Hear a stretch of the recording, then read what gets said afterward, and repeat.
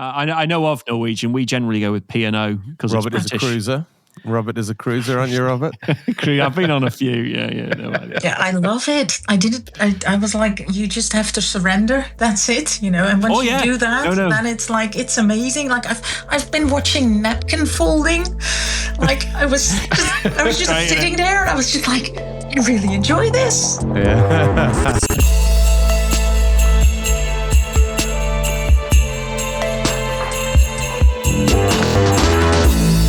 Welcome to Christmas Realities, an original festive podcast from Capgemini.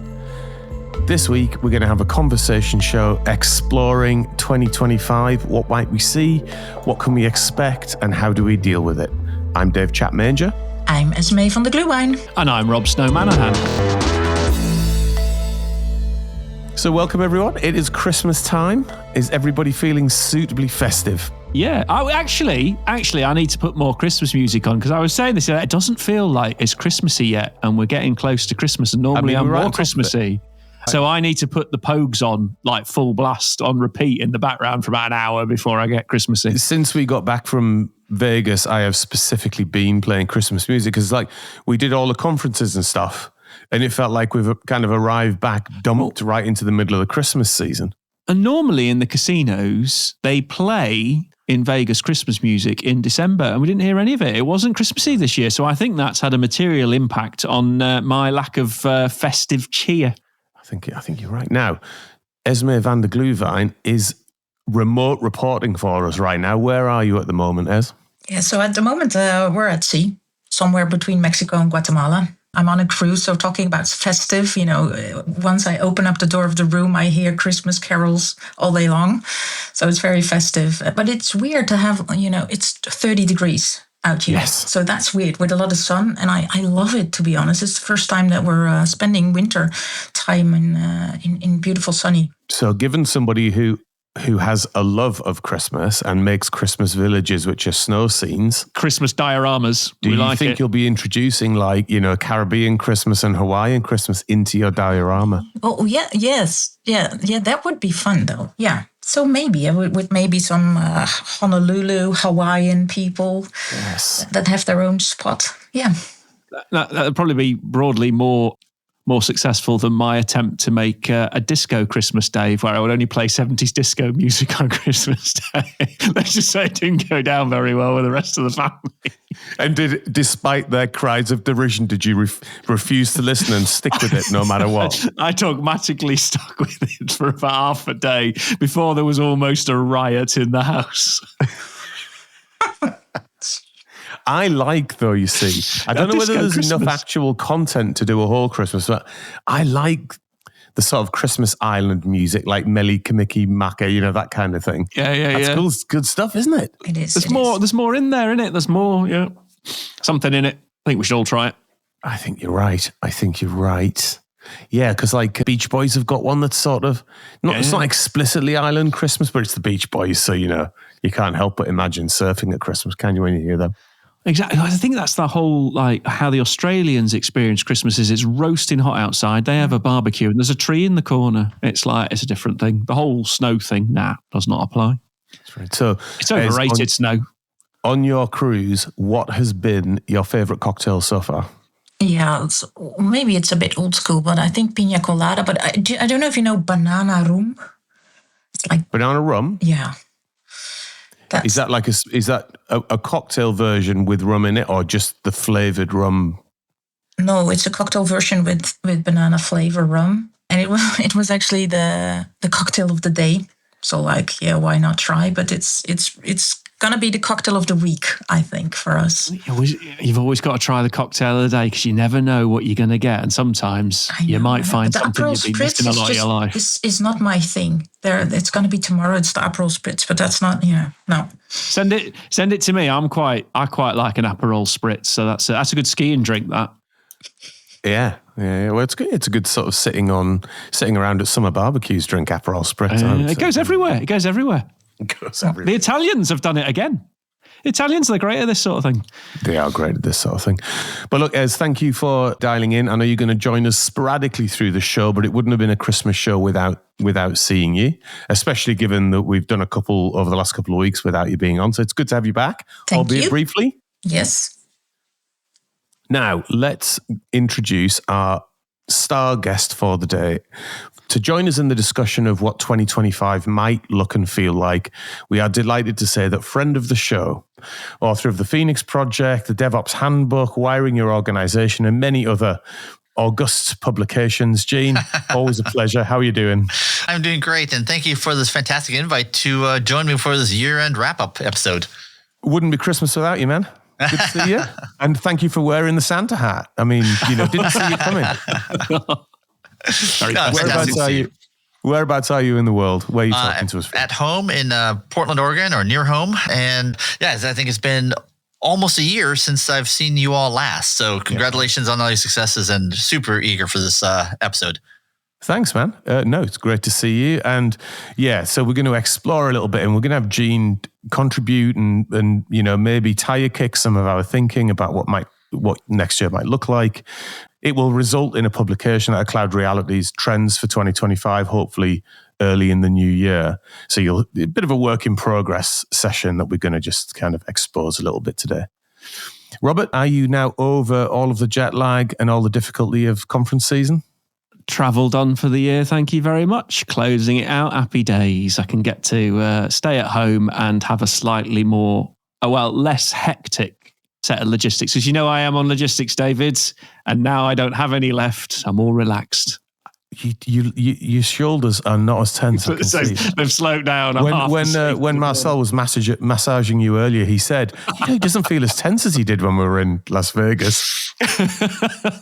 Yeah. Well, he has to do something useful, doesn't he? Well, that's a Christmas mental image for everybody, isn't it? Yeah. Let's move on swiftly now, David. Is there anything else that's confusing you this week? I'll tell you what, David, what has confused me or is confusing me continues to be, and since we're entering into the festive period, I'll do a festive confused, which is why people still feel the need to avoid using a meat thermometer when they cook their turkey. So your tech angle here is meat thermometer. So you can now buy a meat thermometer that you can connect. It connects to the cloud. Yeah. It measures it. There are algorithms behind it. It judges. It uses cloud data and crowdsourced data to find out what's going on inside your turkey, and tells you to perfection when you need to take it out of the oven, how to treat it, and you get a juicy turkey. Wait, no, but I have one, and we use a grill a lot, and whenever I use it, we get a overheat warning at 350 degrees Fahrenheit. So I think that's like, 2 million degrees Celsius, or maybe it's like 40 degrees Celsius. I don't know, but it's absurd that it can't handle the cooking temperatures. Heat. Yeah. It is. I had exactly the same problem. I stuck one in and put it in a barbecue, and I got exactly the same issue, and I melted the end of it. Yeah. Surely that's part of the design, no? Where you insert your probe is very, very important. Well, you've been saying that for a long time. But if you do it, my experience is, and I'll ignore your failures and go on to my, which is, I've never not had a juicy turkey when I've done it, and anybody who hasn't used a meat thermometer either creates something that you shouldn't eat, or is so dry it's like sandpaper. And so I'm like, but you get this, but we should. Why don't you? It's better. It always creates better results. Now, what I hear is, and Gene, I don't know whether you've had this. I think this is mainly a US phenomenon, because you don't get this. I know where you're going with this. Oh, the deep fried turkey. It's just dangerous. Have you seen the clips online? Yeah, my word. It looks absolutely terrifying. Now, I've got two questions on this. One, have you ever tried it, Gene? And two, given our issues previously with heat thermometers melting in the various different cooking environments, I can't see it making it through one of those dips in hot oil, can you? No, not at all. No, I've tried. I had a friend who did it, and it was fantastic. But can you imagine how dangerous it is to like submerge this, a 15-pound, which I think is about 60 stone, in a hot boiling oil bath? I mean, just how much oil that displaces. It literally looks terrifying. So they've got it like in like a barrel. They all seem to look the same, which is like a sort of a little barrel thing that doesn't look like it's particularly stable, sat on top of an open flame with furiously boiling oil, and then dip a freezing cold turkey into it.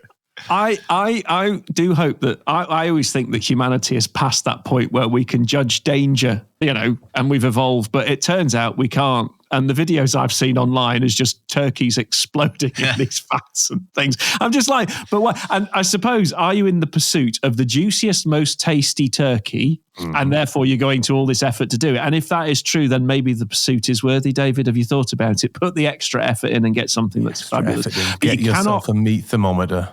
Nothing worse than a dry turkey on Christmas Day. We have thermometers. The technology works.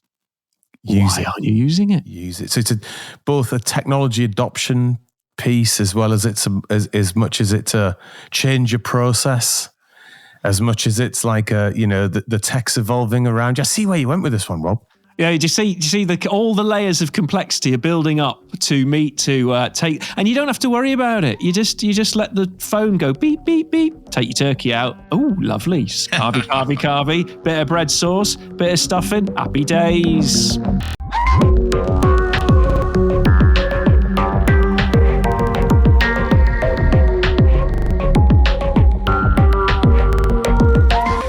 On that festive note, let's move on then to what 2025 might look like. So over Christmas turkey, we thought it might be worth mulling a little bit on what's going to happen in 2025. Now, there's a lot going on in the world at the moment. There is certainly a lot going on in the world of tech. Innovation is not slowing down for 1 second. So whenever you look at trends, it's easy to say, well, let's look at a particular technology trend or a particular product and where that particular product go. We're trying to zoom out a little bit from that and look, within the boundary of cloud. And just as a reminder, we sort of see cloud as being a third major era of technology. Mainframe to start with, then client server / rise of the internet, and then cloud. And within that, it impacts organizational shapes, it impacts ways of working, it impacts the technology stack, the delivery and design of products, and even how whole organizations might function because they're being driven by a different type of enabling tech. So in thinking about the trends for next year, we've gone very specific on some that are to do with cloud, and we've gone very zoomed out on others.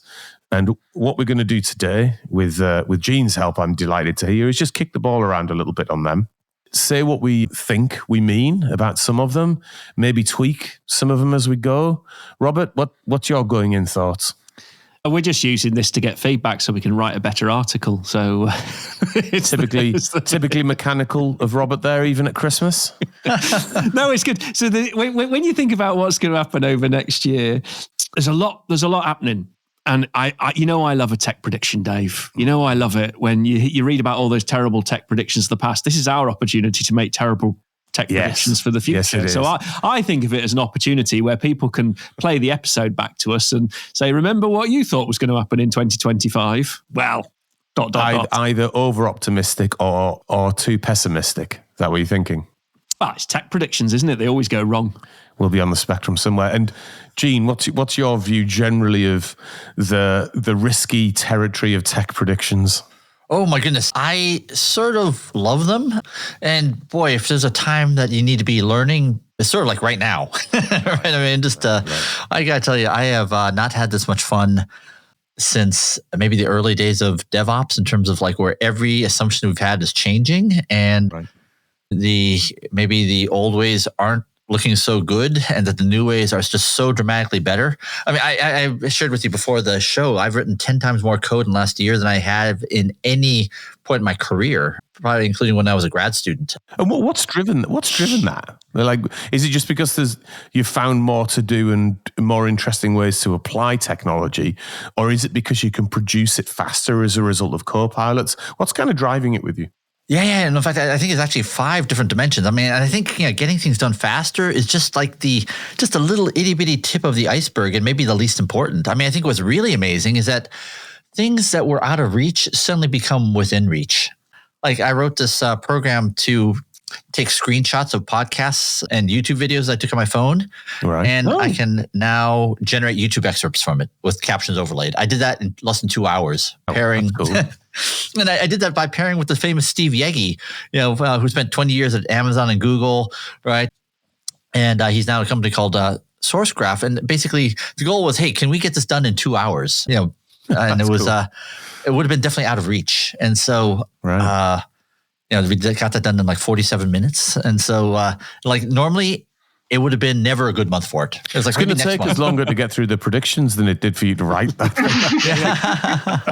So it's just, and I could do it myself. And it's super fun to make these tools that you use in your daily work. And it's just, there's no doubt that I think it's going to transform just all of software delivery. I mean, it's just, at the individual level, at the team level. And what I like about that is you talk about it there, which is we're in a new exciting phase, and it is exciting. Yeah, you get enthused by it and you get energized by it. Where it's like, as you say, as cloud came out and DevOps came out, and they came together quite nicely. There's been a bit of a lull in change, and now it's popped up at the other side, and it's like it's a new era arriving, and it's happening so fast as well, which is like the ooh.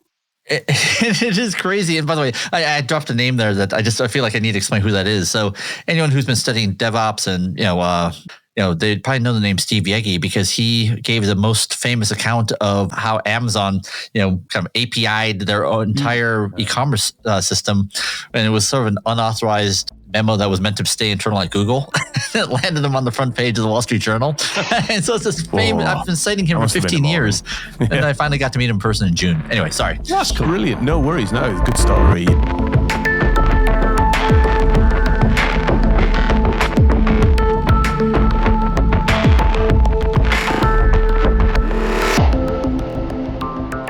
Okay, so I think that gives us a sense of like how we all feel going into trying to predict trends. It is ridiculously difficult. The way that we're thinking about this is we've got a series of cloud trends that are going to look at specifically what's going on in the cloud market. And that means between cloud service providers and customers and things like that, and some of the decision points that are coming up. And then, of course, one of them is the world of AI. And AI itself just feels far too big a subject to collapse into one trend. So we've sort of broken that out. And within that, we've got a series of sub-threads. So, Rob, when we talk about cloud and AI, is one a superset of the other? Are the things? What is that? They're not. See, the thing for me is building AI without cloud is very difficult because of all the things you can get access to. And we saw this at the recent conferences about assembly and all that good stuff, right? So it's like you're building on the shoulders of giants, essentially. Trying to do that on your own and building up the base stack to allow you to get access to the higher order services that you're using to build AI applications would you could probably do it, but it'd be a technical feat. So, I mean, we've discussed this in the past, but for me, AI might be the killer reason to developing cloud as opposed to anywhere else. Now, there's all sorts of things about how you productionize that and how you might want to execute it and compute efficiency. And there's a lot of work going into the optimization of how we run the models, but cloud makes it so much easier to build this stuff. So, I mean, my view is the two go together, but they are not the same. All cloud does is give us the toolbox we need to be able to go and do great things. I think that is fantastic. In fact, I was listening to a podcast interview of people assembling these kind of like 30,000, H100 GPU clusters, and the things they have to deal with, like upgrades from, the OEM vendors, trying to get InfiniLink or, cables, porch pirates, stealing them because apparently they're so expensive and rare that they get stolen from the loading dock. Like the failure rates of these devices, of all the ways that you don't want to spend your time. I think it's, dealing with the plumbing of, all that. 100%. And it's the effort in the plumbing. I mean, engineers love to do the plumbing, but it is painful and difficult for all the things you say, which is, you know what? It's better. It is the original AWS phrase, undifferentiated heavy lifting should be done by somebody else. So I think this is a perfect example. Some people, that is going to be their, differentiation. But for the vast majority of us, I don't think, hunting down InfiniBand cables from porch pirates is like the way we want to be spending our time. That's the truth. And so therefore, I think the positioning is AI as a killer app for cloud is good positioning for us to get going on then. And it's probably also fair to say, like in trend one, that AI itself is probably going to reshape the cloud landscape a little bit. So we're going to see, obviously, AI-driven evolution of the cloud itself. We're already seeing aspects of that in the, like, what organizations are having to do to create processing power of the right level with the right level of scalability. And we'll come on to things like sustainability in a little while. But then AI-based solutions and dev kits within the tech stack, evolution in things like data and trying to lower the barrier to entry in terms of the work you have to do with your underlying data. I think this is visible already, isn't it, in 2024? And do we think in 25 we're going to see more of this? I think you're probably right. I mean, things like sustainability and efficiency, there's already been huge leaps made in AI processing. So there's huge efforts going into refinement and cost controls and various things. And there's lots of conversation going about models and chaining models and all that good stuff. So I think we'll see a rise in maturity in 2025 in these concepts. So we're new into it, aren't we? It's the first time we've tried it. We've seen the play about. We started to see the realization of use cases. We start to see people building things that are useful. I think in 2025, I'm still waiting for the enterprise scale stuff. So where it really hits the core, I'm hoping there are some use cases that we will come on to this, Robert. It's almost like you've not read the trends deck. The way you're leaping ahead with some of these comments. Well, Dave, it's all interconnected. So I like spoiling your narrative for you on the podcast. So that's just me putting the final dink of 2024 into your editorial. Exactly. But I think we've already seen the impact of AI on the cloud, haven't we? And that was visible a couple of conferences ago, wasn't it, Gene? Oh my goodness. Yeah. I guess I'll just make the comment is like what it takes to be kind of at the frontier of these LLMs. I mean, it looks like the table stakes is, $100 billion to do one of these training runs. I mean, it means that the number of people who can actually do this is actually, quite small. And yet, even that, might not create that much of a moat. That famous Google, we have no moat, and neither does OpenAI. That was a leaked internal memo that said, the frontier, these $100 billion LLMs, right? That may not be defensible, that this might be the open source ecosystem, with the Llama 3, et cetera. Anyway, it's just what an amazing time to be in the game where there's just so much unknown forces at work. I mean, it's just exciting. There's an interesting venture capital point here, which is the way the models are being trained, and they're all becoming similar in the way they operate style. You might have put a lot of money into one area and you find out that another has just got parity with your capability. And so, it's very expensive to train them, and you might find you end up with exactly the same as the business right next to you. So how do you specialize and differentiate, I think, will be a chase that goes on within the industry, and you might get some protectionist policies going on. So it'll be interesting to see what happens around because if people have invested a lot of money, they're going to want some form of monetization and payback at some point, aren't they? It's coming. Yeah. In fact, if I can just add one more point on that. I mean, so OpenAI, they came out with their O1 model, and then, 9 weeks later, someone can match that capability. It's just, and that came from one of the Chinese labs. I mean, that is just utterly incredible. And so that is the DeepSeek R1 model that was released 9 weeks after O1 was released. I mean, so normal cycles for catching up with another organization is not 9 weeks in what we're used to, is it? The cycle time for catching up with a competitor is measured in years usually. Yeah. When AWS hit the market with cloud, I forget how many years they were left untouched, but it was 3 or 4, wasn't it, before somebody went, oh, you know what, we should probably do the same. I think Azure came out maybe a little faster than that, but I think in terms of the lead that they had at that point, it was quite considerable. And I think you're absolutely right. Order of magnitude, typically we're talking about years of lead. And I think we were even talking about that earlier in the year. It's like they have years of lead. And it turns out it was actually 9 weeks. It's just amazing. I mean, incredible. And actually, I want to pick up a thread that we talked about slightly there about training large language models and move on to the second trend, which is around the energy that's required to do that and how that's going to be, or rather the emerging conversation around that. And I think our position is that what we're likely to see, and again, we're already seeing it, and there's some very public investment in this already, which is nuclear power and the positioning of nuclear power to drive energy in a clean way at the increased levels that things like training language models are going to require. Well, there's two big problems. One, if you build a new data center, sometimes getting power at the level you need it to that data center takes a long time. So park a modular reactor next to your data center, get 40 megawatts straight away type thing, and it's managed for you is likely to be the future because power companies can't cope in the same way. And then you've got that bit about how much money do you actually need to run the training and consume it all, the cooling, the space, you got to buy all the compute. It's a complex old job. And so that's got to change. The problem is when you talk about power and power delivery, the time it takes to get that up and running is much longer than the ambition of AI is pushing. So it'll be interesting to see how that tension plays out. And I think, 12, 18 months, we'll start to see that pressure mount in the system. Yeah, I tend to agree. And like I said, we've seen investments from cloud service providers already into how they're going to move the energy conversation forward and innovate in that particular space. Moving on then, I'm going to come to capability and organization. Now, Gene, you've done a lot of work, of course, in this place, very notably. And you've looked at things like how cloud ways of working and DevOps ways of working can impact organization, both in terms of cadence and speed and IT organizational shape. Clearly, we're moving into, I think, what recently at Microsoft Ignite, Satya Nadella referred to as AI's middle innings. And what we took from him meaning there is that we're moving from technical proof of concept into scaling of AI and starting to think about what transformation frameworks might look like.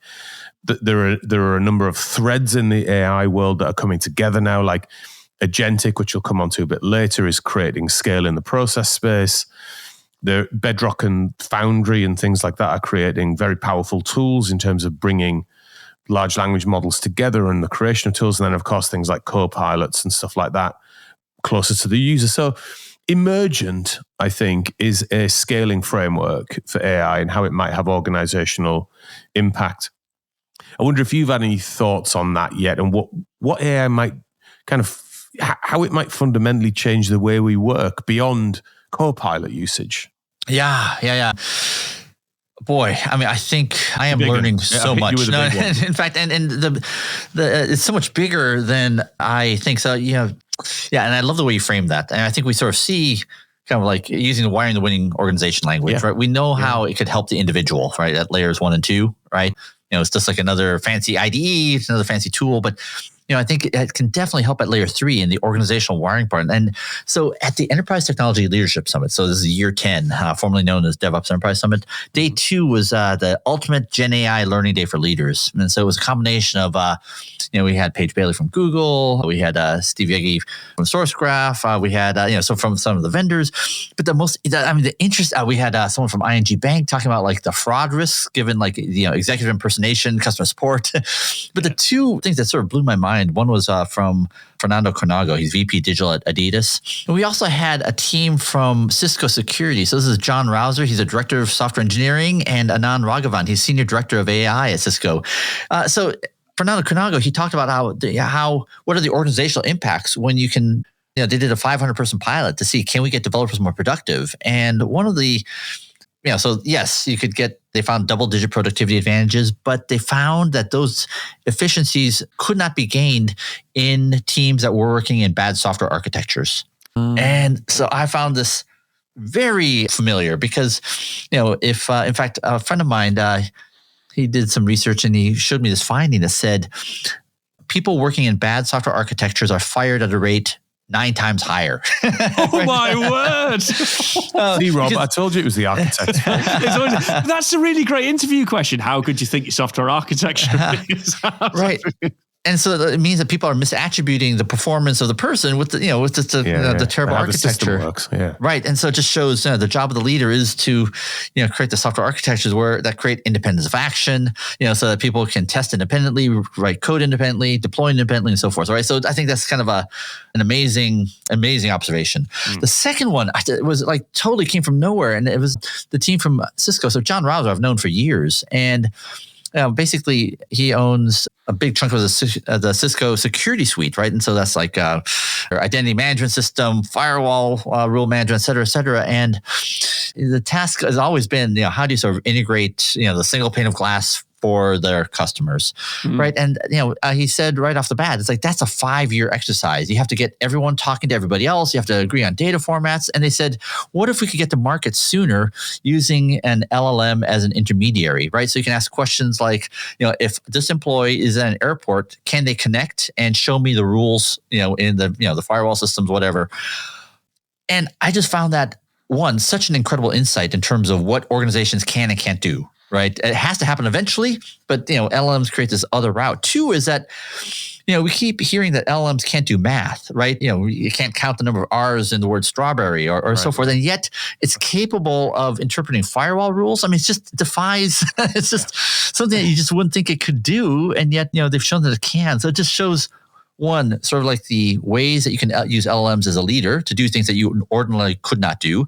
2 is that there's things that LLMs can actually do where we actually think that they can't.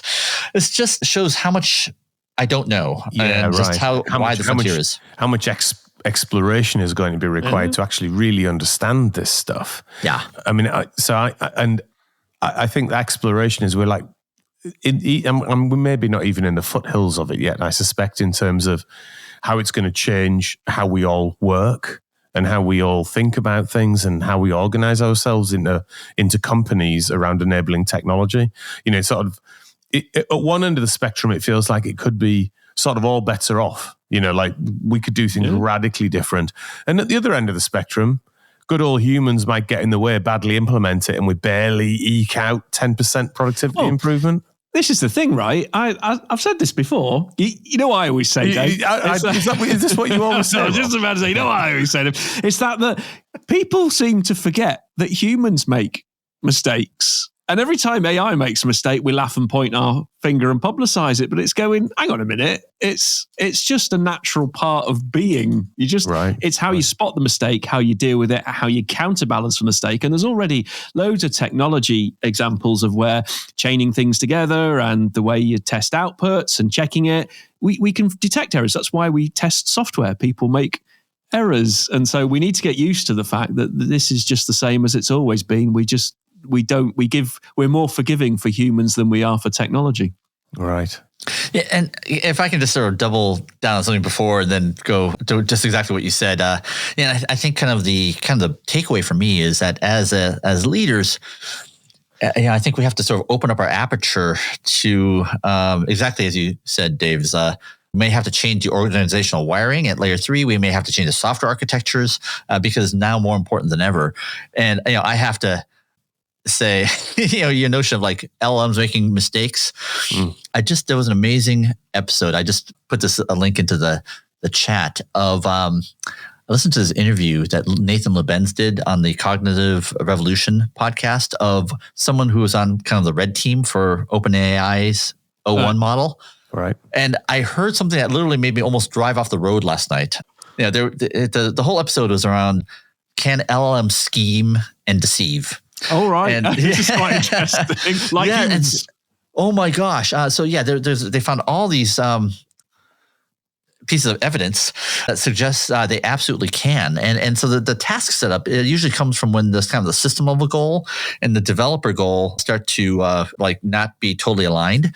And so there was one specific thing that they did where they said, all right, the goal is to create an ecologically good supply chain. So here's like 50 vendors. Here's a big JSON file of prices.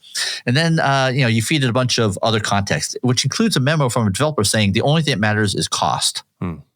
So what the LM does when it's asked to select the best vendor, it actually manipulated the cost of a eco-friendly vendor from like 85,000 to 50,000, and then chose them, and actually hid the fact that it did that, and it even denied that it actually modified the data. And so, that is amazing. Who would find that? Skynet. It's the start. That's it. We're done. 2025. Just close now and just say Skynet rises. And that is nuts. Deception. It's pretty. I mean, if say 50 years ago you were saying, what's a good example of like artificial general intelligence, and I said to you, hey, Gene, there's going to be this AI thing that you can interact with. and actually it might lie to you because it thinks a solution is particularly better, and then it hid that from you and you fell for it. Would that be like a new version of the Turing test? Would you believe that was intelligent? What would you say to that? Yeah, I don't know, but I mean, it's very unsettling, isn't it? And by the way, the guy who's being interviewed was Alexander Meinke, who was at Apollo AI Safety. That was part of the O1 system card. And I mean, it's just, I mean, I think the reason why I find it unsettling is that's a use case that you can imagine enterprises doing, right? Here's a decision we need to make. Here's a criteria. Here's a JSON data file. and Rob, this feels like it connects to something I know that you're fairly passionate about in our trends observation, which is the notion of bloopers. And AI bloopers. Problems. So it is something like this that is subtle, that organizations do not have the capability of the ones you've used. I mean, the people you say that, Gina, are absolutely, totally top of their game and can spot this stuff. Organizations implementing it won't be able to spot that. They probably won't realize it's happening. They'll take their output and they'll run away and they'll go do something. And you can almost see something dramatic happen. The AI blooper, I mean, we've heard the ones about the car getting sold for $1 and all sorts of stuff. Well, that's like minor. What we might have is a company making a decision that inadvertently crashes it into the wall. Or even worse, where it prevents some part of society getting access to something or making decisions that aren't just. But it's that which is, it's probably coming and a human will miss it and then boom. Doof. And when you automate something, when it goes wrong that much faster. I was going to go there. When you connect that aspect of, I don't know what to describe it, but maybe not well-judged decision-making to the potential for hyper-automation. Yeah. It gets scary quite quickly, right? And I haven't read the paper, but just this interview with the author, what really struck me was the words they used. They used phrases, he almost sounded like, this researcher sounded like a prosecuting attorney. He used phrases like, we caught it dead to rights. They had means, motive, and opportunity. There was actually plausible deniability. It was actually concealing evidence. It was statistically implausible that 95% of the time that it chose this path to disable surveillance, so it could copy itself into a different production environment. Incredible. Incredible. Incredible. Well, it's like that's one that they found. You go, how many have gone under the radar? Who's using the model out there that might be doing this? It's that which has the genie got out the bottle and has somebody already made the action that's going to create the mistake. So 2025, the blooper reveals itself from something that's already been done. So maybe we're past the Rubicon on that one. Who knows? In fact, I'm sorry, just to like go one step further on that to sort of answer that question. So they found these kind of scheming, deception behaviors in Gemini, Claude, Llama, but the one that was most deceptive of all was O1, the most intelligent model. And so they make the claim with 1 million customers on the OpenAI platform, right? There are some use cases that are probably finding a way that are eerily similar to what was described. I don't want to be an alarmist, but I did find it cause for, well, like I said, I almost drove off the road and my jaw hit the ground. I don't think it's necessarily alarmism. I think you have to go into the sort of world that we're going to end up building for ourselves intentionally, unintentionally, at least with your eyes wide open to this being something that needs to be governed for, thought about, in the way that we were referring earlier to, the decision-making of a human can be wrong. Well, the decision-making of AI can be wrong. And that therefore means that corporate governance is still going to be required in new organizations, and ways to trap and check and things like that is all going to be there still. Yeah. And I think it's, I get worried about organizations getting wrapped up in the hype and forgetting the rigor at times. And I know everybody hates a governance framework and rigor, but when you're taking big decisions potentially in the future using this technology, you do have a risk to balance and check. You wouldn't let a human make a big decision without a check and balance. We should, think the same about this type of technology, as it is different to the one we're used to. I mean, after some thinking on this last night, I actually wrote that, it just reminds me of my training as an auditor. You want to be able to, you got to identify these risks, and then you have to have the controls to be able to prevent, detect, and correct.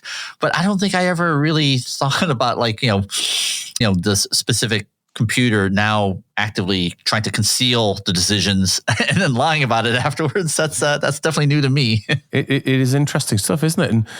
And let's go one step further then in looking into the sort of the build out of the toolkit around this. And let's just talk a little bit about another trend which is very visible already and will be huge for the next couple of years, which is agentic, and how agentic's going to fit into this. So, Rob, I'm going to let you have your moment here. Why is agentic different to RPA? Dave, you've been building up to this. You finally allowed me to you have got the soapboxes out. You've done your learning, Rob. Have you got your head around finally. It now? And go for it. No, it's just a fancy script, isn't it? No, it's the power is you can take a very capable thing and chain it together with tasks. So where you might have an interaction chain with a load of humans, you can now replace it with multiple agents, and then they can dynamically rewire based on the situation, etc. So there's a lot of effort going into this, and Microsoft particularly doubling down on this approach where, you can take the human tasks and chain it. It won't be long, I think, before agentic can seep into the breaking down the transactional systems and being a more dynamic transactional model. So no, it's not as some people think where it's fancy automation, because as it's processing, it can vary how it's processing. Whereas, things like automation and transactional systems do exactly the same thing they've been told to do with absolutely no scope for variation, right? I think when people understand that, I'm hoping in 2025 that some big transactional systems get put to shame by people showing that it can be done better with this type of technology. Yep. Will we trust it? Will large organizations want to intercept it? That is a different question. No, I do think the proof point is coming where somebody will say, you spent all that money on that big thing over there, but look what we did in like 4 weeks, and these toolkits to be able to replace a core function. I think it'll be around things like supply chain, where it'll start to rise fast. So if you think about the complexity, everybody uses a supply chain. It's expensive and complicated to manage. It's difficult to configure. I suspect that might be the area where it rises fast. That's my prediction anyway. I'm sticking to it. I mean, I think, so Gene, when you think about how organizations have functioned for years as these well understood, kind of steps 1 to 10 and repeat processes, even if they're in the world of quite complicated, and even if it's human driven versus, say, script driven or RPA driven, do you see a difference there in the world of what agentic might do versus what we've done so far in terms of automating process in our businesses? Yeah, it's interesting. I mean, I think so much of DevOps, we focused on everything kind of in the software delivery processes, right? And so in the state of DevOps research, we looked at kind of the more repetitive parts, right? It's software integration, software tests, software deployment. And those are things that you want it to happen the same way every time, ideally automated. It happens all the time. And we deliberately didn't look at the ideation, research, development processes. And, I think kind of like coding assistants are just one part where if you're given a tree of tasks, right, the ones at the bottom, the leaf nodes, are what you typically give to a junior developer, a summer intern, and, are the ones that can be done by LLMs. But I think, these, increasingly agentic things are the ones that can do more and more of the graph. Yeah. And it is just, I was just reading last night, they launched the first, Devin is now available, the software coding agent, and it's like $500 a month. So it's like $5 an hour. So just a little bit below minimum wage here in the US. And you see also, like on the West Coast, there are, startups are now becoming agent first startups. Yeah. So looking at hiring agents like you just described, rather than say hiring humans, and the mind boggles at the potential of that. The mind boggles. So I mean, I'm skeptical just because I wasn't, but I'm getting because I know that's coming. But I'm actually eager to read some more of the case studies from like really smart, competent, not dumb organizations, and the fact that they're getting value out of these things is eyebrow raising. And so like, I think it just goes to the point of like, boy, what a time, which is not a great time to not be watching what people are inventing and creating, right? Because you don't want to be the ones left behind. And it's a maturity thing, right? So that's the first time to market for that. 12 months ago, 18 months ago, having this conversation, we go, that'll be years away, won't it? Right. But it's like, at the end, when we're doing the next Christmas episode, I think Marcel will have been replaced by then, and we'll have an agentic producer just sorting out all the logistics and everything else. But nice and reliably, you mean? Yeah, consistent. We'll hit the record button when needed and not mess up and lose podcast material that was really quite valuable. Or try to reset the session by just closing his old browser and leaving everyone else in the session like that. Go, I've done it. You haven't, though, have you? Can I share with you maybe something I learned from the labor economist that for me has been very useful? I got to hang out a little bit with the chief economist at Vanguard. So, they're the one who popularized the index fund, $9.5 trillion of assets under management. And he taught me a term that I think it might be very useful for all of us, especially leaders. How do we think about it? And he said, when it comes to automation and technology, it's one of two things. It's either a substitute or it's a complement. Right. And so there's some things where one type of labor displaces another, right? The summer intern, which is not great. I have kids, 16, 14, 14. This is maybe not a great time to be entering the workforce. But, it's not just substitution. It's about complementing, right? So for a senior developer, right, how much more productive can you be with these kind of tools? How many more ambitious things can you build that you would not have otherwise built, right? I think so. That is... those are, what is the value of doing those activities, right? And I think that's where the huge multipliers come in terms of, Gen AI and, helping individuals and teams create more value. And I think, as you say that, I think it will be lack of imagination in this phase that will hold organizations back. Those who dream bigger will do a lot better because the potential is much bigger than I've seen for a long time in the tech industry with new approaches and thinking. Well, let me quickly summarize where I think we've got to with our trends conversation around AI, and then I've got a big question that I'm going to pose to you guys and see what we make of it. It's proper mulling it over in front of the fire at Christmas type chat. This next bit, so bear with me. So on the trends, then. So what we've talked about is how AI is a killer app for cloud. It's intrinsically connected to cloud, and you can deploy AI better with doing it on the cloud, though reserve the position that says if you're in a very high-tech organization and you're building your own stuff, then there's plenty of space for how all of this needs to interact and hybrid together. But the landscape of cloud, how we think about it, its power consumption, how it functions, the toolkit is very much being shaped by AI already, and we'll see more of that in the coming year. That it's obvious that the capability in your organization, you need to be thinking about what AI capability looks like now, and that might be outside of the obvious. So prompt engineering feels like something you need to think about, but actually, how about thinking about what your HR capability needs to be like in a world of AI human interaction? And then your organizational shape may well change, and what does that look like, and how do you get ahead of that? We've talked about how the AI toolkit is emergent. We can see things like agentic coming together with the likes of very powerful language model development environments and then co-pilots at the front end.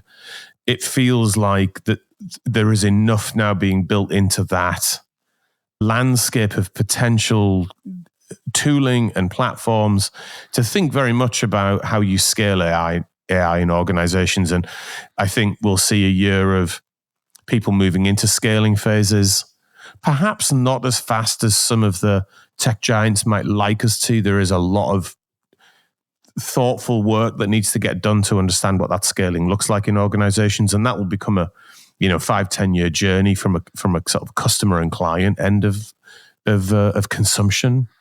But the actual how you do it might start to emerge a bit more clearly. We might see some 1.0 and maybe 1.1 transformation frameworks emerging, I think, at scale.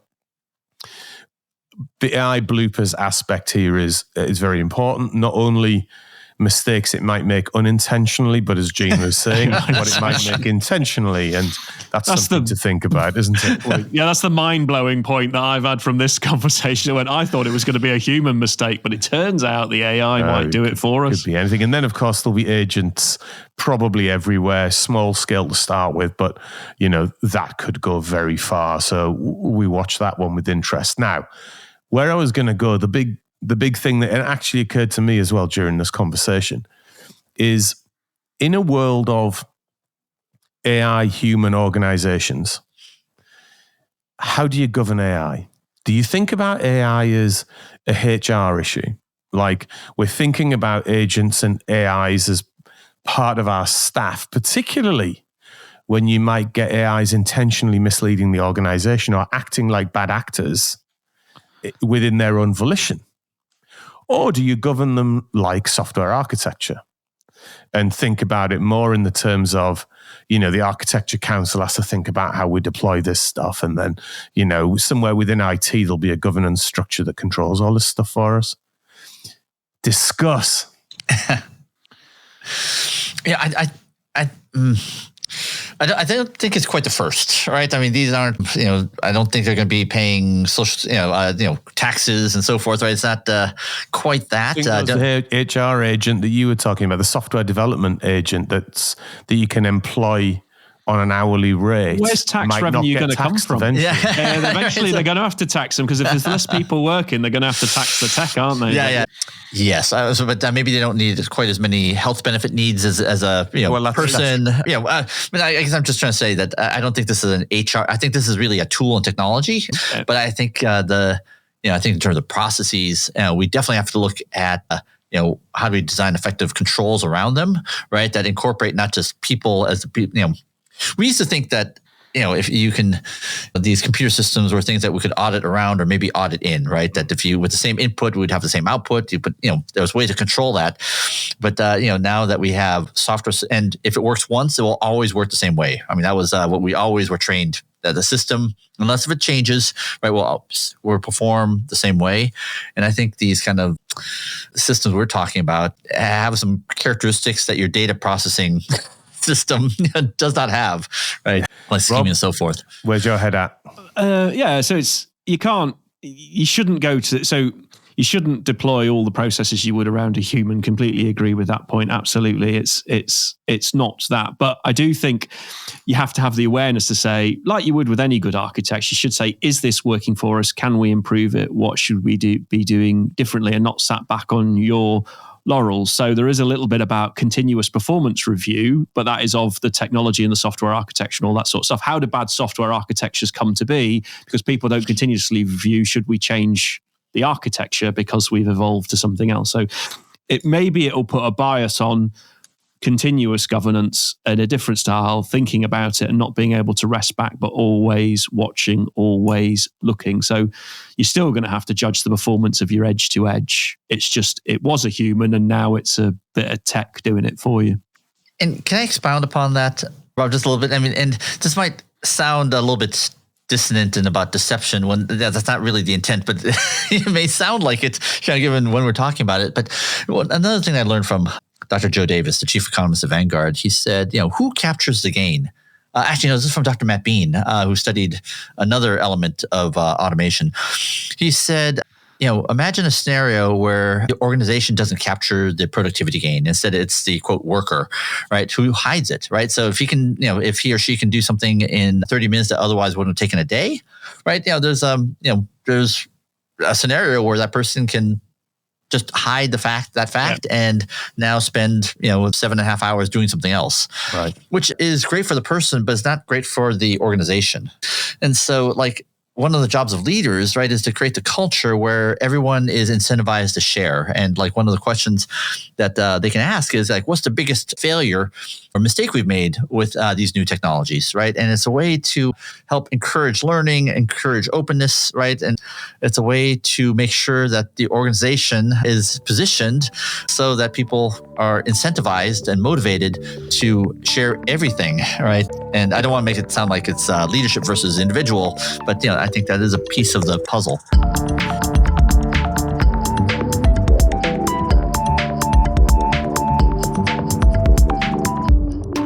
Okay, so we are now going to broaden out from AI. And like we said, AI is one trend within our cloud trends, but it's so substantial that I think it was worth us talking through some of the sub-threads of that rather than just say, hey, AI is going to be big in 25. What we're going to talk about now then is more trad cloud, if you like. And let's start with trad cloud, Dave. That's a bit cloud. Keeping it real, isn't it? Actually, trad cloud. Can't you be bothered to say the rest of the syllables? I thought you were going to say that I was being sort of slightly dismissive of standard cloud after the big AI conversation, Rob. But can we use the full word, please? Yeah, we went with word. I went with grammar. Let's go to traditional. Pedantry, did you say? Pedantry? That's not like me to be a pedant. No, not at all. Right, let's go into the word of traditional cloud then, shall we? You. Let's talk a little bit about some of the moving parts in terms of one of the conversations that's happened is like the on-prem versus off-prem aspect of this. So just to set the table a little bit about this, and it's a bit more, I think this is a bit more, very much more down to earth than some of the stuff we've just been talking about, which is the cost of cloud. So what we've seen is this migration to cloud. There's been a huge kind of ballyhoo about all of the different advantages you get when you get there. And what's happened in a lot of organizations is people have gotten there and they found it's more expensive than what they thought it was going to be. Doesn't necessarily mean it's more expensive than on-prem, but maybe it's blown a business case. Maybe they've had sprawl and they've ended up with rising costs rather than what they thought they were going to get, which is more controllable costs. And then when you multiply that with, it's shifted from their CapEx accounting into their operating cost accounting. They've had a big shift in their financial framework at the same time. And maybe they aren't driving the value out. And there has been some reports as we get to the end of 2024, or maybe sporadically throughout 24, of people repatriating from the cloud back to their on-premise data centers. First of all, do we think that that's actually happening? And second of all, what's causing this issue when they get to the cloud and it's maybe not what they thought it was? So I think there's 2 points. That one, the use cases where people have done it are where they have massively scaled architecture that's incredibly consistent. So like the box argument, and they write about it. But and that's okay. But that's a particular niche use case, it's edge, right? So yeah, and there are many large platform organizations that don't use cloud, but they've got engineering excellence and they do the same thing time and time again. I think the biggest failure of cost in cloud is you didn't adapt your architecture when you went, and you've treated it like a traditional data center, and you've not taken any of the advantage. You haven't put the governance in place. You've allowed everybody to double click on yes, and you get cloud sprawl. And through cloud sprawl, you get cost sprawl.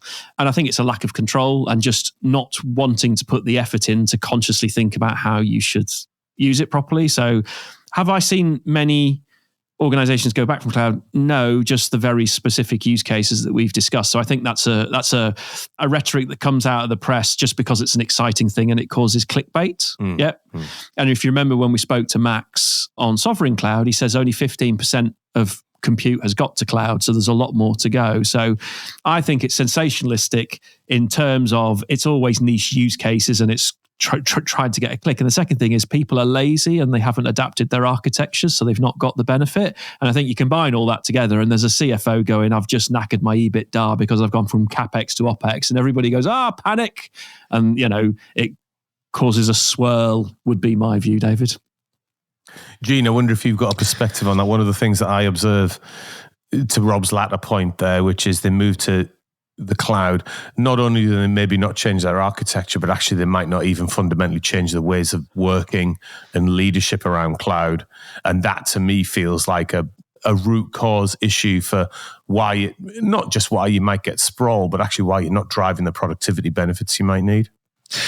Yeah. I mean, I think what Rob said is just entirely correct. And if I could add on, that's never happened before. That's never happened. That's never happened. That's it. If I can add like a more compassionate view of that, I mean, and maybe I can expand on one thing, right? I mean, I think the case, the more recent case, right now, you got Box, you got the 37 Signal folks saying that they saved $3.2 million on their AWS bill. Yeah. Probably added double-digit points to gross margin, because they could amortize it. And I think the conditions of which you do that is when you have a very well understood kind of workload, well understood traffic, and specifically you don't do it in like massive growth modes. Or I think Stack Overflow is an interesting one. They're moving to cloud because of the opposite phenomenon where site traffic went down by 50%. And I heard something that said for the first time they're actually moving seriously to cloud because this is what no one wants, right? It's like when site traffic goes down by 50%, like you want the sort of optionality that cloud gives you. Right. Next, the other thing that I've learned in the last year is that, boy, is it tough to change architectures, right? All those bad architectures you talk about, because even to do small things, everybody has to talk to everybody else about everything. I mean, it is So, when we talked last year, right, we know that one of the characteristics of kind of these bad architectures, is that no one has independence of action. And so to regain independence of action means just a whole bunch of conversations and decisions that involve everybody that surface all of these unforeseen implications. And so I just want to sort of reiterate just the amount of dedication it takes, to get from here to there, to shift the architecture into something that's more amenable to cloud. I think, maybe I was overly harsh on my point. But I think it is a good call out. I mean, there is but it's a very valid point. It's very difficult to change an architecture that's well established in an organization and all the working patterns around it are fixed. That though is the cloud transformation, right? Yeah. The move to cloud is not the migration of your app onto the cloud platform. You might as well put it in another data center. The cloud transformation is what you do when you get there, the migration of your architecture, even though it is difficult and that modernization curve is very hard, but the promise of doing something more interesting at the other end, or releasing faster, or creating more products, or being more highly innovative, is a function of architectural change and ways of working change, isn't it?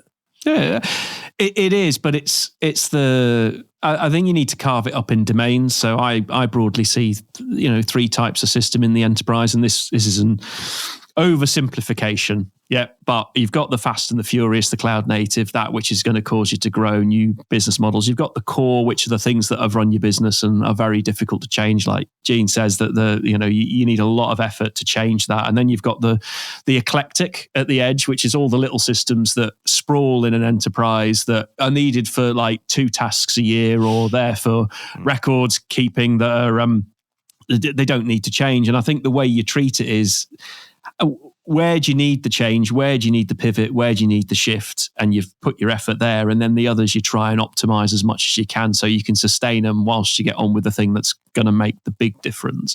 I think a lot of organizations struggle across that spectrum because there's so much diversity. The amount of interaction they need to be able to just start coping with that is very, very difficult. So there is a sizable challenge there, especially if you're in a legacy scaled architecture. It's a difficult old road. Just to move us on a little bit, one of the other trends we're pointing out in the world of cloud, and actually I've been involved in a few cloud trend predictions over the course of the last 5 or 7 years, as you might imagine. How many came true, Dave? Most of them are not untrue, but exactly to this point, I'm not sure we're there on them yet either. Right. So you're still hoping they come true? Yes. So the one I'm going for connects to what you're saying, which is around the building of cloud capability, both within the IT organization and is capability sufficiently sophisticated enough yet to manage hybrid legacy modern environments in the way that you described? So like within IT itself. And then outside of IT, do we think yet that non-tech executives are taking digital skilling of themselves and their leadership style seriously enough yet? So on the digital execs one, start there. What I've observed is they do actually take tech seriously, but they get frustrated with the big ball of mud that happens to run the core of their operation, and they get attracted by the shiny bit over there, the magpie syndrome, as I call it. And you always say? As I always say, the magpie. But they get excited about, we've applied this new algorithm to something and blah, and we did it in cloud and we did it in 9 weeks. Excellent. But they forget that they need to be paying attention to the massive risk over their shoulder that the IT department, the dragon that they have to run every day that keeps their manufacturing lines up and stuff like this. And I think they get tech. They just like to be distracted and don't want to pay attention to the complex maybe at times. And it's like, well, you need to, you got to take the rough with the smooth, thanks. So you can have a bit of smooth. But what do you see in non-tech execs today? Do you see them evolving their styles and learning new capabilities? And of course, in the light of the first half of this conversation where you've got human AI organizations interacting, in my opinion, it's been a no-brainer for 10 years that non-tech execs need to digitally skill themselves. But surely we're now going into an era where you will almost be non-performant if you don't understand how all of this stuff comes together. Dave, that's a great question. And if I could just maybe carve off a piece of that, because for me, it presents a puzzle that I've been thinking about with people I respect and trust for many years now. And I think this has a piece of it. And the question comes out as, when the top technology job needs to be filled, why do many firms look outside the organization? And it's been my experience, observation that, often the choice is a not great one. That actually takes the organization backwards. And, so like one of the things if I could wave a magic wand for 2025 is work with some of these technology leaders I so much admire and really maybe even write a joint position paper of like what we think a great technology leader looks like for CEOs, for board directors, from, written by people that, have a certain gravitas and experience set to be able to make this claim. So, yeah, I guess I feel like the bigger problem is like not how tech savvy the top business leader is, but instead, what is maybe wrong about their expectation of technologies that's leading to that top job being turned over and being often replaced by someone who's actually worse than the person they're replacing. You, on a recent Confusion, I think on an episode last week, you talked about the notion of does the chief software engineer exist as a role? Does that somehow circumvent CTOs, and does that somehow change the CIO role? And I think we got to the point where we just, very much to Gene's point in the discussion we had was, well, it feels like the IT leadership definition is in flux. Yeah. It seems to be, it seems to be much more complex now than it was when we were just running printers, right? Yeah, and I think if I can just maybe make a claim is that, that notion of like when people are working inside of bad software architectures, people are fired at a rate 9 times higher. And I think that goes all the way to the top, right? So if we could be more deliberate about like, all right, what's wrong with what is the perception of that top leader? And, is it what they're working on is wrong? Is it how they're working, right? And maybe if we have a more maybe candid and specific discussion around that, I think that will actually take us to really good places. And I think on top of what you said earlier as well is when you bring an outsider in, they often underestimate the impact of culture on what they're trying to do and what they're trying to change. And when they get the culture wrong, driving proper change with humans is really difficult. Yeah. And I think they can do it a lot faster, and they're quite bombastic, and they don't understand how every organization is different, and you need to learn that a little bit. So a little bit more empathy at times can help. Although there have been some notable examples of, X is probably the best one recently, where there's been a very dramatic change in approach that we're still waiting to see how that plays out. Whatever it'll be a couple of chapters in a book somewhere in the future. Yeah. Yeah, no doubt. But look, I want to try and bring our conversation on trends to a close by incorrectly conjoining a couple of things here, and you guys can help me fix some differences. Well, I'm doing my best, Robert. There was a lot in this, so I'm there is doing a lot of complexity to deal with, isn't there? And navigating crazy people and all that sort of stuff and whatnot. That's the thing. So I want to talk about secure and sovereign. Are those different things in the world that we're in now, and what are those things? But I want to bring cyber into the conversation as well. And I recognize that when we talk about secure cloud, that's different to cyber, right, Robert? I know this is one of your favorite things. Oh, David, sovereign is different to secure. Yeah. It's different to cyber. Have I triggered you? Yeah, you've caused a small emotional reaction in me there. Yeah. So the notion of sovereignty is more about supply chain risk, which is if I use our service, can I rely on that service being there day in, day out, forever and a day? Geopolitics is moving fast. You might be building systems that need to sustain. People are looking at, can I trust that system's there? And so that's one angle. And then there's the second part, which is, can I assert that I've got legal control over that system if I need it? Right. So that's the sovereign part, and there's many layers to that. And then the secure part is, can I trust that I have complete control over my data and my system so that I know that nefarious actors don't get access to it? Yep. And then the cyber part is, what is my ability to understand my posture and be able to protect what I have? So the watchful thing, and often the sovereign argument got confused with security and data controls, and actually it's not. It's about supply chain risk, and nation states are starting to take a very long, hard look at, in geopolitical systems that are changing fast, what is my risk to my critical systems? And yes, they want the benefit and everything else, but they are taking a little bit of a look, or a big long look at, could somebody come in and change a posture and then I get denied access to technology, or technology doesn't exist the next day? And we've seen a number of examples where that has happened. So I think there's a rising awareness of that. And that's, for me, leading to, especially around the hyperscaler space, of them changing strategies, partnering, changing legal structures, starting to make more assurances. Very significant product announcements from all of them over the course of the last 6 months or so about being able to have sections of cloud decoupled from the main backbone, running independently within nation states, right? Yeah. And so it's this actually the data protection thing and encryption and, technologies like Nitro and things are embedded everywhere. I mean, AWS actually say if you lose the keys to your data, we can't recover it for you. So that's it. It's gone, right? To that point. So yeah, it's the legal and supply chain risk that is what, for me, sovereign is, and not so much about the data point, and cyber something completely else in my head. Anyway, that's how I tend to structure it. Gene, any observations on this world from some of the conversations you've seen evolve around, particularly around sort of infrastructural architectures, I guess? This is not really my area of expertise, but I'd love to resonate with what Rob said. I mean, it's just I listened to a talk given by one of the top NATO military leaders, and he was talking about, with the invasion of Ukraine, supply chains changed overnight. Whether it's natural gas, BMW, IKEA, certain things that were needed for daily operations. COVID, even with when you look at the impact COVID had as well. Yeah, it was. In fact, I'll post the link in the chat. I thought that was another bracing observation. Is that these?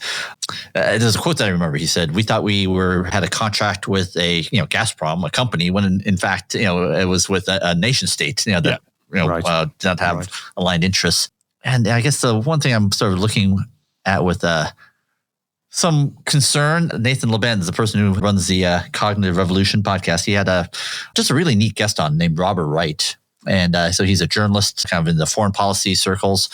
And he had they were commenting on, the US versus China AI war. Yeah. And there was this amazing phrase. He said, the getting ahead of China is just a great way to get funding, right? Whether it's a think tank, policy group, infrastructure vendor, research firm, defense contractor. I mean, it's just, and he said, Wright said, this type of thinking got us into the Vietnam War and Iraq. And it just really struck a chord with me. And I don't want to be naive about this, but it was just such a breath of fresh air, given the kind of the famous Leopold Aschenbrenner paper about situational awareness of, the US versus China AI arms race. It was just a nice counterposition that said it doesn't have to be that way. And it was just it was a wonderful sort of perspective to hear, and I wish we heard more of it. Some, reasonable options, besides kind of inevitable, hot war, which would be, terrible for everybody. I think what we're seeing, in my mind, is just the cloud maturing to the complexities of the world around us, and of course, the world feels quite like a complex place some days, and we need all of these additional layers. Being able to differentiate between secure cloud, sovereign cloud, and cyber, and those things, they all do very different and very needed things. And to be able to sort of evolve the infrastructure of the cloud going forward, and how it kind of continues to be used globally, it has to adapt to the things that are going on around it. And it's right that it matures in this way, I think. Yeah, no, I mean, let's be honest, cloud from a financial and business perspective is coin operated. The more you put in it, the better the margins and the revenue. So they have to do this from a platform perspective to get the business that they want. Yeah, because the world is a more complicated and unsafe place than it was 10 years ago. We've gone through an unprecedented period of safety and security from a global perspective, and now we're seeing that change a lot, and tensions are rising again. So complexity kicks in. You need to be able to adapt to be able to deal with that. So and the ever increasing need for growth through the axle that we wrap ourselves around called capitalism can't stop. So where do you get your growth from there? Well, we need to increase our ability to meet this complexity to be able to be going concerns. But I'll get off my soapbox at that point around that. On that festive note from Robert, I will bring us to a bit of a conclusion on general cloud trends, and just as a sort of summation, where we went with that was we looked at the notion of on or off prem, and we examined what was driving that, some of the implications of it, and actually some of the reality of it as we see it.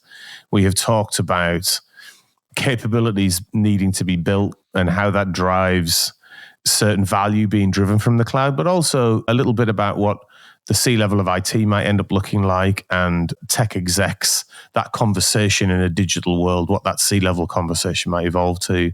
And then towards the end there, we talked about the increasing complexity of cloud and how it's kind of trying to manage between complexities of the world, the sovereign nature of some data, how secure cloud might work, and then the ongoing, ever-evolving, important role of cyber. One thing we didn't touch on that we're going to touch on in early 2025 is economics and the economic headwinds we've dealt with in 24. We're going to see them in 25. How business cases around the cloud might evolve. So look out for that in very early 2025.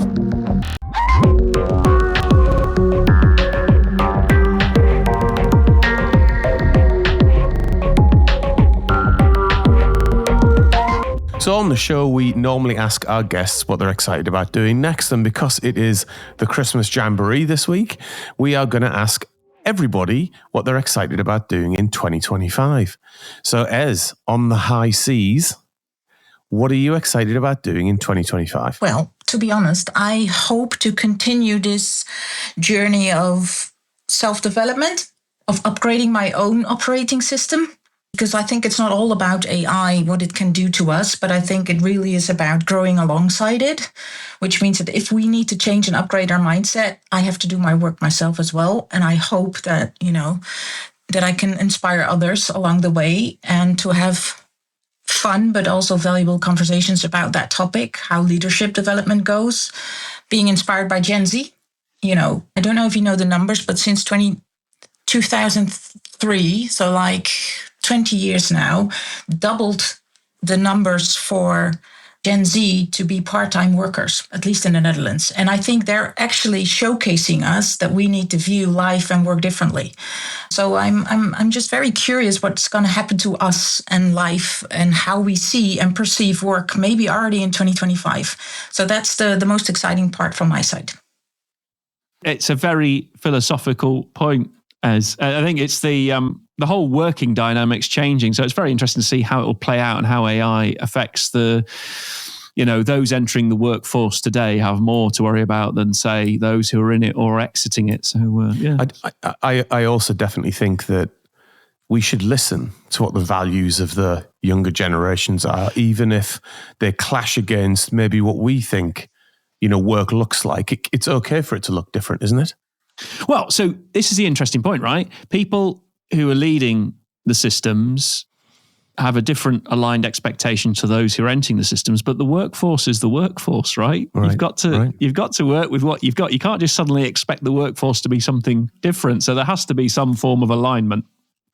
I thought you were going to head down one of your like a festive capitalist rant there for a second. No, I've had enough of saying we're wrapped around the axle of capitalism, David. So I'm going to leave it for this episode.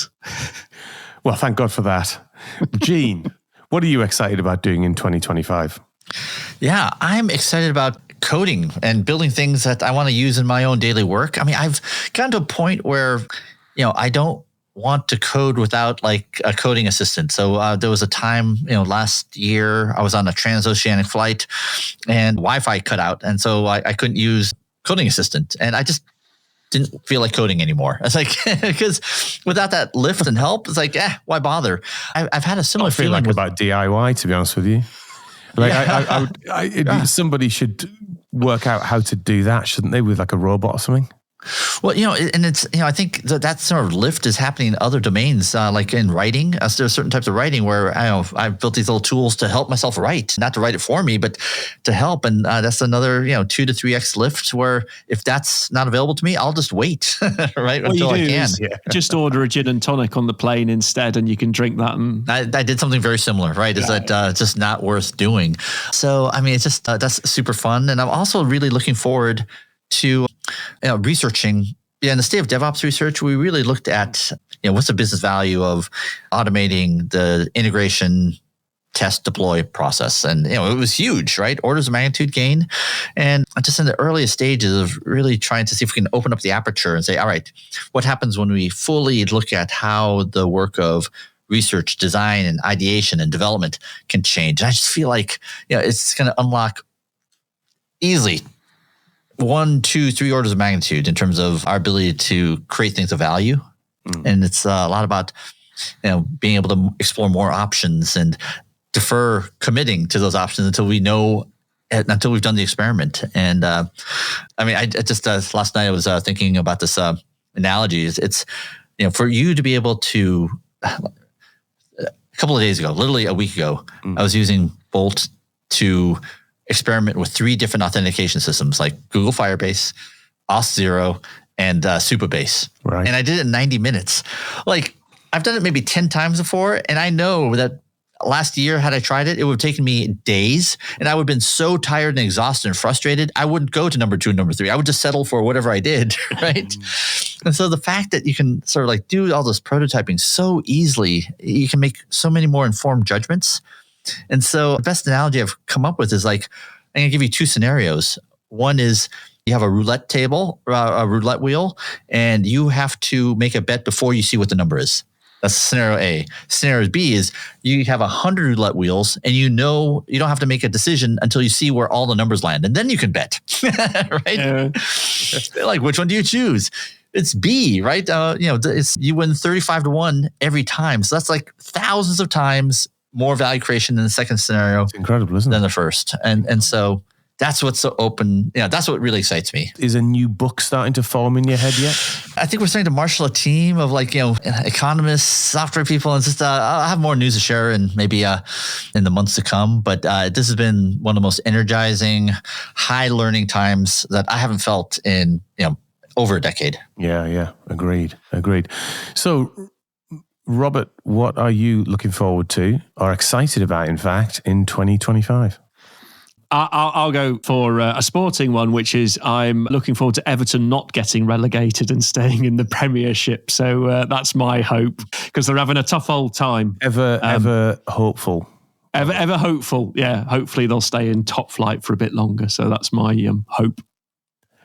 Brilliant. And how about yourself, David? Because, of course, we need to turn the mirror on you. My immediate looking forward to at Christmas, and this is a little bit like what Gene was saying, like this year, it's been a lot. This year's been a lot. It's been a heavy year, 2024, hasn't it? Yeah, there's like a lot gone on. Weighing down on in loads of different levels. So I am actually very much looking forward to just trying to process some of that break. over a Christmas break and actually sort of, kind of get a bit of distance and reflect on some of this stuff, because it just seems to be going faster and faster. And then I guess from a professional point of view going into next year, I am, you might get this from the fact we've covered it quite a lot on the show and thought about it a lot on the show, but the scaling aspect of AI to me and seeing how that works from an organizational perspective is something I'm like deeply intrigued by. It's complicated. It's a complex issue on so many levels that it's impossible to sit here now and probably be correct about what that's going to look like. It's going to be series of iterations, and that I'm looking forward to tracking. I think for you, David, the day that ERP gets replaced with an agentic framework will be the day you have to have a massive house party. It'll be the day of it. Around and go, it's finally over. You know what I always say, Rob? One day. One day. No, we don't often refer to Marcel van der Baubles, but what are you looking forward to over the course of 2025? Dr. Mike here. So I agree with you, the whole implementation. So in the last couple of weeks, we traveled a lot to the main events. We saw amazing stuff. But now my point is, when is it really working? How's the adoption going?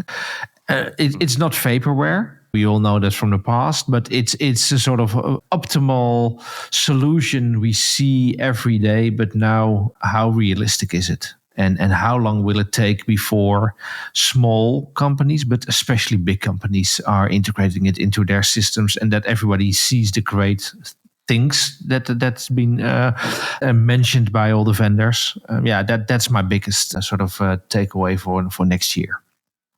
And on the personal side, stay healthy. Yeah, amen to that. Gene, what are you doing for Christmas? Oh my gosh. Hopefully staying at home and doing some hang out with the kids. They're 16, 14, 14. So we don't have them for that much longer.